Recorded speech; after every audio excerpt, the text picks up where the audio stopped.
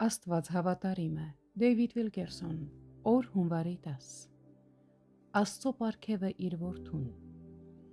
Ես գրեթե չեմ կարողանում ընկալել, երբ կարդում եմ այս խոսքերը,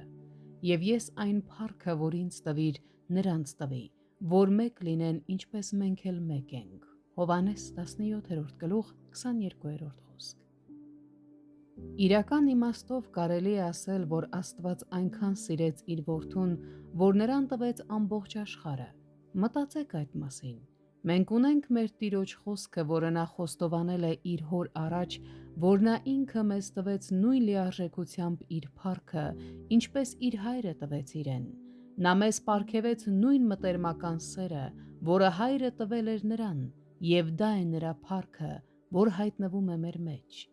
Մենք բերվել ենք նույն սիրո հատուկ հարաբերության մեջ, որը Տեր Հիսուսը կիսում է հոր հետ։ Ավելին, Քրիստոսը բացում է սիրո շրջանակը, որ առկա է նրանց միջև և մեզ բերում դրա մեջ։ Մենք դառնում ենք անըմբռնելի փառքի մասնակիցներ։ Որքան անհավանական է, որ Տեր Հիսուսը մեզ բերում է հոր մոտ և աղոթում,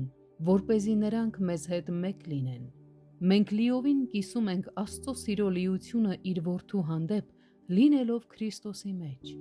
Միթե չգիտեք, որ մենք Աստծո պարգևն ենք իր որդուն, սիրո պարգևը։